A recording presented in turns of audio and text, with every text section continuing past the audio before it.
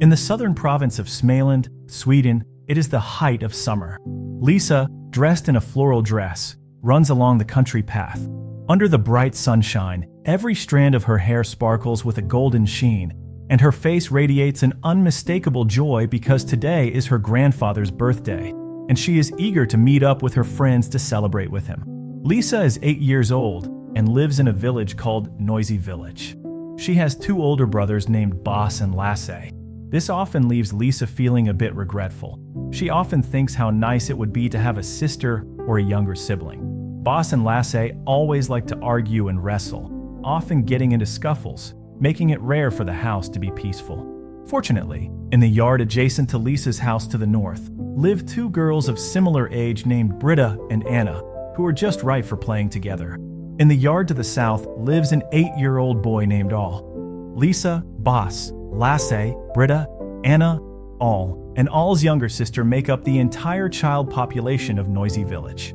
Because Noisy Village is indeed very small, with only 3 households and 3 closely knit yards. However, the relationships among neighbors are harmonious, and Lisa always feels as if she has several parents who love her. Therefore, today, to celebrate the grandfather's 80th birthday in the northern yard, the whole village will joyfully gather to congratulate him. Lisa's mother often says that the village is called Noisy Village because of this group of children being too loud. She simply cannot understand how, aside from the baby in All's family, the remaining 6 children can create noise 3 times their number. Whenever they gather together, the laughter, shouts, and sounds of chasing and wrestling can almost fill the entire village. Despite the noise, the children still have to follow the rules when they go to school. What troubles Lisa's mother the most is that every day after school, this group of children takes twice as long to get home. And the secret behind this is completely hidden in their journey home. If Lisa goes to and from school alone, her behavior is always proper. However, as soon as she gathers with the other children from Noisy Village, their way home is filled with all sorts of whimsical ideas. They often change their minds along the way, wanting to search for treasure in the woods, and suddenly remember a new game where whoever's foot touches the path loses. So the children climb onto other people's fences and move slowly, or walk through the grass by the roadside, each one careful not to let their feet touch the path and become the loser. Thus, they meander and detour until they arrive at the doorstep of a shoemaker deep in the woods.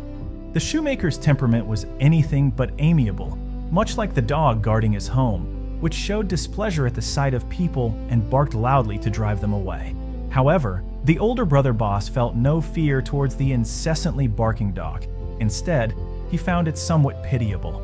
Unlike the children in the Noisy Village who could run and play freely, this dog was tied to a wooden post in front of the small house all year round, unable to run freely, which naturally affected its temperament. After a day of fun, Lisa and the others returned to the path, heading home. As they walked, a horse-drawn carriage clattered by, raising dust that made the children hurriedly cover their noses. Boss, however, began to wonder, why did everyone dislike dust so much? Why did everyone enjoy the singing of birds? Who decided what people should like or dislike? Shouldn't this be something they decided for themselves? So when another carriage came by, they no longer covered their mouths and noses, but instead raised their little faces in unison, breathing in the dust floating in the air, as if pondering something novel. Days passed, and Lisa and the others finally welcomed the long-awaited summer vacation. The 6 already lively and active children now had plenty of free time, and when they gathered, they played even more recklessly. When the weather was hot, they would run to the river together, jumping into the water to swim and cool off, the splashes higher than their laughter. Today, Boss gathered everyone for the first great fishing night of the summer vacation. For this grand plan, Lisa and the other 6 spent the whole day searching in the grass behind the yard and finally collected a full small jar of worms. As evening approached, they took their fishing rods and set off for the lake. Fishing by the lake required great patience, with swarms of mosquitoes buzzing around, and soon, everyone had red, swollen bumps all over their legs. Lisa was not inclined to count the mottled marks. After all, precious vacation time should not be wasted on the trivial matter of mosquito bites.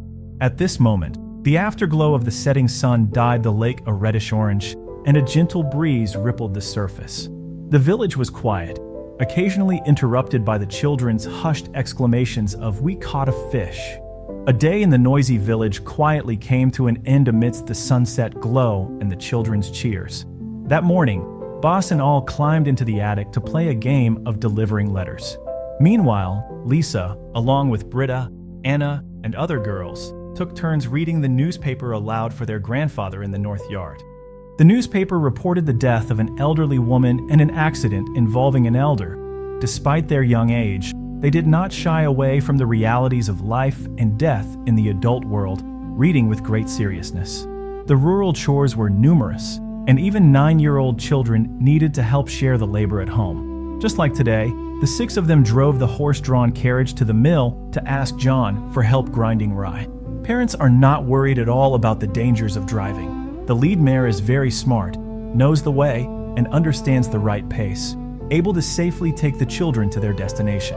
The 6 of them hummed songs as they passed through the leafy shaded path, crossed fields full of crops, and finally arrived at the mill.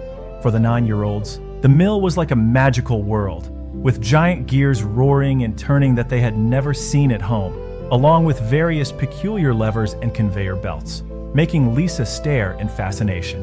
When the miller John saw them, he brought out the story about the giant rake that he had told many times before. He pointed to a stone outside the window and said that he had seen Rake there once, playing the harmonica, looking very sad. John was just making up stories to amuse the children, but Lisa and the others believed him wholeheartedly. On the way home, several children huddled together to whisper and quietly agreed to sneak out at night to the mill to search for traces of the giant rake without telling their parents. To prevent oversleeping, Lisa tied a cotton thread to everyone's toes, planning to wake them up by pulling the thread when it was time to set off. However, when Lisa woke up, it was already dawn, but she still quietly woke up her companions one by one. The group of 6 gathered and walked towards the mill in the faint morning light. The closer they got to the mill, the more timid Britta and Anna became, reluctant to take a step forward. All volunteered to go ahead and scout alone, asking everyone to count to 100 before following him. After counting, they heard a harmonica playing not far away. The giant rake really appeared. They cautiously parted the grass and saw a small figure sitting on a stone playing the harmonica. Just as they held their breath, amazed that they really saw the giant John had mentioned, the figure suddenly turned around. It was all.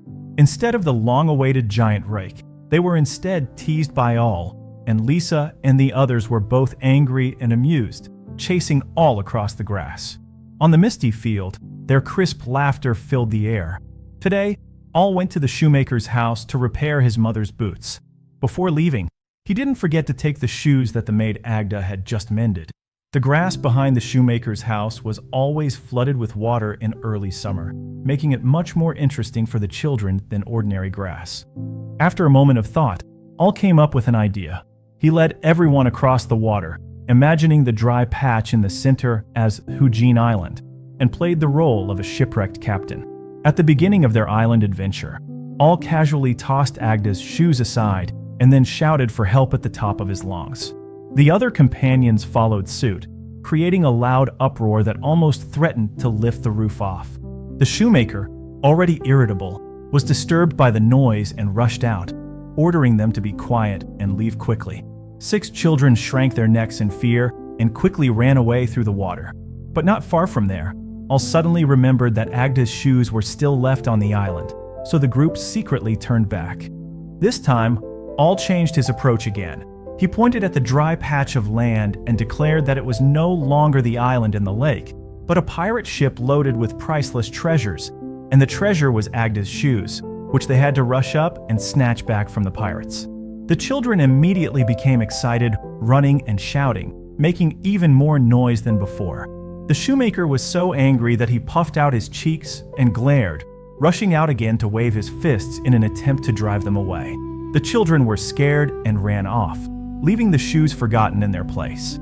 Today, the 6 children followed the adults to the fields to weed. At first, Lisa found it quite interesting to squat down and pull weeds, but before long her arms began to ache, and the sun made her dizzy. She quickly found it tedious.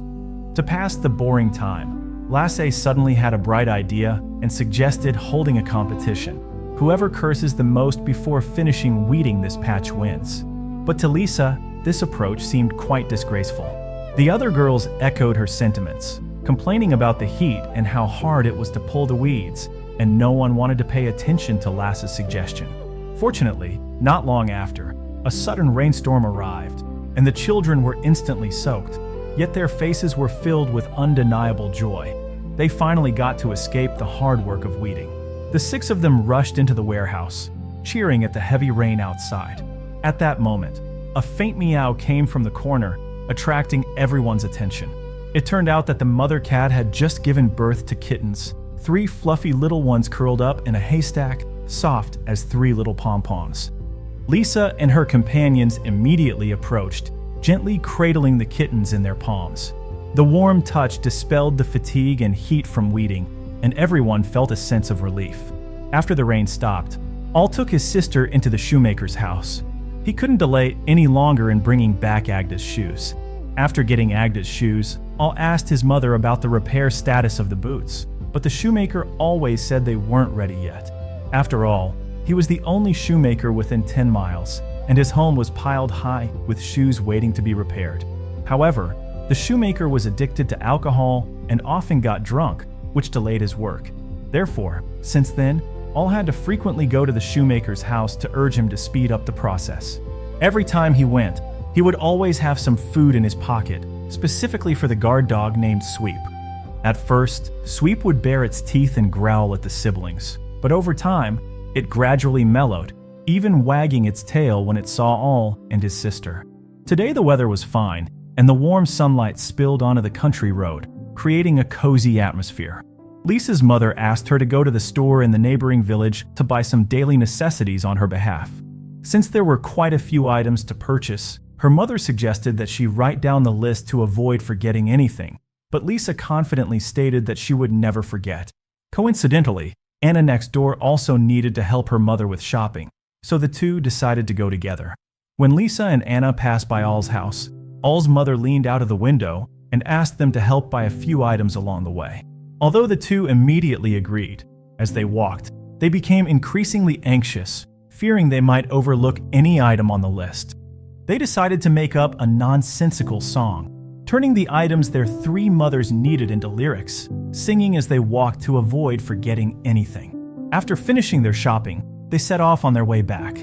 When they reached the fork in the path, Anna suddenly remembered that she had forgotten to buy yeast and had to awkwardly turn back. After finally buying the yeast, just as she reached the intersection, she suddenly stopped again, realizing she had forgotten to buy camphor oil. Thus, the 2 girls kept going back and forth between the shops, each time leaving and returning, checking off items on their shopping list. But their steps felt heavier and heavier. After several trips back and forth, they couldn't help but whisper to each other, feeling a bit doubtful, as if this intersection was shrouded by some invisible force that revealed more forgotten items whenever they approached. So the two agreed that when they reached the intersection again, they needed to quicken their pace to pass through quickly to prevent the magical force from taking advantage of the situation. After replenishing the forgotten items, Lisa and Anna took a deep breath and quickened their pace to rush past the fork, only daring to stop for a moment to catch their breath once they had put a good distance between themselves and the intersection. But just as they hummed that little shopping tune and sang the word sausage, Lisa suddenly stopped. She had forgotten to buy the sausage that all 3 mothers wanted. With no choice, the two had to drag their tired feet back to the store once more. This time, they had no mood to sing anymore, but fortunately, they encountered John, the miller, driving a horse-drawn cart, who was willing to take them home. Once they got on the cart, Anna instinctively started humming that little tune again, and Lisa quickly covered her mouth with her hand, gesturing for her not to sing anymore. On the other side, Al went to ask the cobbler about his mother's boots repair status, only to find out that the cobbler had broken his leg and hadn't been out for several days. His guard dog, Sweep, was lying on the ground, clearly having gone several days without food. Seeing Sweep's miserable state made Al very sad, and he offered to help take care of Sweep for a while. The cobbler, who had never really cared much for the dog, found it convenient to have one less trouble while he was sick, so he waved his hand and agreed to let all take Sweep away. When Sweep was kept at the cobbler's, Lisa thought it was ugly and smelly, barking endlessly, which was truly annoying. But in All's hands, Sweep completely changed its appearance. All tidied up its nest every day, scrubbed its food bowl until it shone, and always fed it plenty of delicious food. Now Sweep's fur was smooth and sleek. There was no unpleasant smell on it, and it no longer barked randomly at people, becoming very well behaved. Lisa only felt that this was a beautiful and gentle good dog. However, the joy in All's heart gradually gave way to sadness over time. He knew that the shoemaker's leg would eventually heal, and when that happened, Sweep would have to be sent back. Just thinking about the shoemaker's harsh treatment of Sweep made All unable to help but sigh. Sure enough, it wasn't long before the shoemaker sent a message saying he could get out of bed, asking All to return Sweep. After all, it was a watchdog and needed to come back to help guard. In the end, it was All's father who stepped in and negotiated kindly with the shoemaker, which made the shoemaker agree to leave Sweep with All. At this moment, All no longer had to be sad. In the noisy village, he had one more inseparable good companion. Soon it was the day of midsummer, an important festival celebrating the summer solstice, marking the arrival of the longest and brightest day of the year. The celebrations in the noisy village had long been prepared, with the melodious sound of the accordion carrying into the distance along with the sunshine. The adults spread out picnic blankets on the grass, laid out delicious food, and enjoyed a pleasant picnic time. The maid Agda, surrounded by the children, told the tradition of midsummer. It is said that if a girl can climb over 9 fences, then pick a flower nearby and place it under her pillow, she will dream of her future husband that night. The 3 boys present scoffed at this, thinking it was very foolish. But Lisa, Britta, and Anna were eager to try. In the afternoon, the 3 girls began to climb the 9 fences. In fact, Lisa privately thought there was no need to go through all this trouble. She had already planned her future marriage arrangements. Britta would marry her older brother Boss. Anna would be best matched with her younger brother Lasse, and she herself would be with All. This way, they would always be neighbors and could always accompany each other in the noisy village. At this moment, the birds in the forest chirped sweetly, and occasionally the distant sound of cows mooed. The afternoon sun filtered through the gaps in the trees, casting golden beams of light on the meadow full of wildflowers. The 3 little girls carefully selected their favorite flower among the blooms, their skirts brushing against the soft petals, and they were filled with sweet anticipation for their husbands in tonight's dreams. At night, Lisa placed the flower under her pillow and slept very soundly all night. The next morning, she woke up in a daze, realizing she had not dreamed at all and had not entered a dream. Britta and Anna also showed expressions of regret, both saying they had the same experience of having no dreams last night. The 3 girls felt a surge of anger upon hearing this, secretly annoyed at All and the others for their prattling, especially for speaking disrespectfully while they were out picking flowers, cursing them to have difficulty realizing their dreams. After the midsummer festival, the days grew shorter and the time for storing hay had arrived. Everyone in the bustling village was busy, needing to quickly finish gathering hay while the weather was good to avoid rain ruining the harvest. On the way to transport the hay to the warehouse, All devised an adventure plan for tonight. The boys would spend the night in the hay warehouse. Lisa and a few other girls found the idea fresh and interesting, immediately running home to pack blankets and food, heading towards the neighboring warehouse where the boys were. At this moment, the sun had not yet fully set, and the 3 girls spread out their blankets. The fresh, soft hay was comfortable to lie on, and the pleasant scent of grass and trees lingered in the air. At that moment, they all thought how wonderful it would be to sleep in the hay warehouse all summer long. Even the sandwiches they usually ate seemed particularly delicious here. But All and the others had previously mentioned that they had found hundreds of snakes in the hay warehouse last year, a thought that weighed heavily on the girls' minds. Any rustle made Lisa tense up, wondering if there were snakes slithering through the hay. As the sky grew darker, the feeling of fear intensified, and the 3 girls began to sing songs to bolster each other's courage. Just a short while after they started singing, a strange cry suddenly came from nearby, startling them into screams. It turned out to be all and the others coming to tease them, deliberately trying to scare the girls. Lisa wanted to stand up and fight back, but after a busy day, she was too tired. After a bit of playful scuffling, the kids soon fell into a deep sleep. The next morning, a rooster's crow woke everyone from their dreams, and the 6 children emerged from the warehouse, returning home. The maid Agda took the opportunity before starting her work to bring everyone hot milk and small bread rolls. After yawning and finishing her meal, Lisa flopped back into her bed upstairs to continue her sleep. After that night, she completely changed her mind. She did not want to sleep in the hay warehouse all summer long. The warehouse was drafty at night, with cold winds blowing in, making it impossible to sleep. The soft bed beneath her was much more comfortable than the hay pile. The adults' decision to quickly gather the hay was very wise. Not long after the hay was collected, it rained for several days. Lisa and the others could not go out to play and had to hide in the hay warehouse every day, listening to the patter of rain, making their days quite dull. Just as Lisa was staring blankly at the sound of the rain, Boss's cheerful shout suddenly broke the gloom. He ran over, clutching a piece of paper, excitedly claiming that he had found a treasure map in the attic beams, which might be hundreds of years old. The paper stated that a pile of pearls was hidden in the center of Lake Hart Island, which was the same place everyone often went fishing, North Lake. Boss invited several girls to the island for a treasure hunt, but Britta immediately saw through Boss's prank.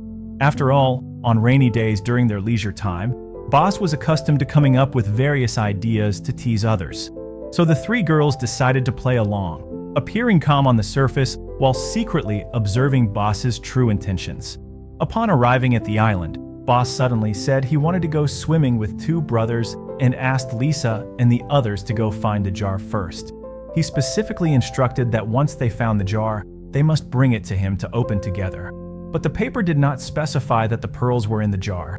How could Boss know what to look for? Lisa and the other girls secretly laughed at his obvious lies, but pretended to take him seriously, nodding in agreement.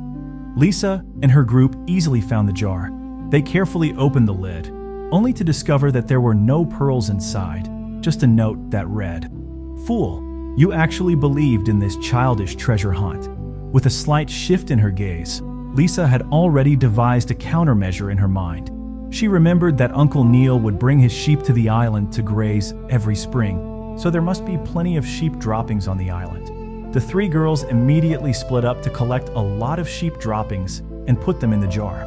They then copied the note, changing girl to boy, and stuck it back on without alteration. After doing all this, they found all and the others, pretending to look disappointed and saying they hadn't found anything. Boss frowned and muttered that it was impossible. He had hidden it very well. He led all and Lasse to the place where he had hidden the jar, while Lisa and the others followed behind, hiding behind a tree to watch. Just as they expected, when Boss lifted the lid of the jar, the 3 boys were overwhelmed by the smell of sheep droppings emanating from it. The girls hiding behind the tree could no longer contain their laughter at the boys' predicament and burst into loud laughter, holding their stomachs.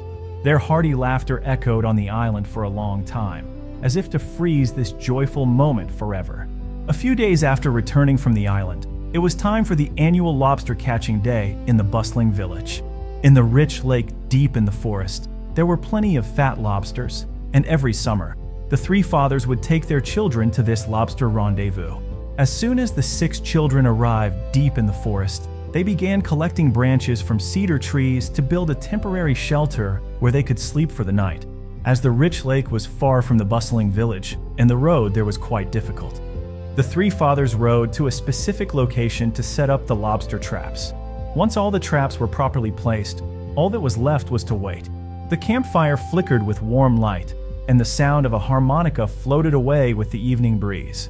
As the sun slowly set, the sky was painted with a sunset glow, and the 3 girls crawled into the little house they had built, wrapping themselves in blankets to prepare for rest. 3 boys, including all, would occasionally come over to scare them, saying, "Beware of the giant," but the girls had long since gotten used to it and couldn't be bothered to respond. Britta and Anna went to bed early, while Lisa listened to the rustling leaves in the wind and the gentle sound of the lake lapping at the shore, but she lay there for a long time without falling asleep. She felt something strange inside. Unable to pinpoint what it was, perhaps sleeping in the forest made one feel a bit odd. At 4 a.m., before dawn, the three fathers came to wake the children to collect the shrimp baskets. A thin layer of morning mist covered the lake, and the cold wind made people hunch their shoulders. Lisa wrapped her clothes tighter and jumped into the small boat with everyone. When the sun rose, the mist gradually dissipated, and the previous cold disappeared in an instant. What was even more delightful was that there were particularly many lobsters this year, and almost all the shrimp baskets were filled with small lobsters.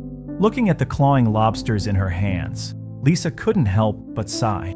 Perhaps many people have never experienced rowing a boat on the lake at 4 a.m. to collect shrimp baskets, and she felt a bit sorry for them. When the fathers brought the children back to the noisy village, smoke was already rising from the chimneys. Lisa and the others carried the heavy lobsters to the northern courtyard to show their grandfather the harvest from the night before. That evening, the noisy village held a lobster feast, and the delicious aroma filled the entire village. Adults and children sat together, chatting and laughing, enjoying the meal immensely.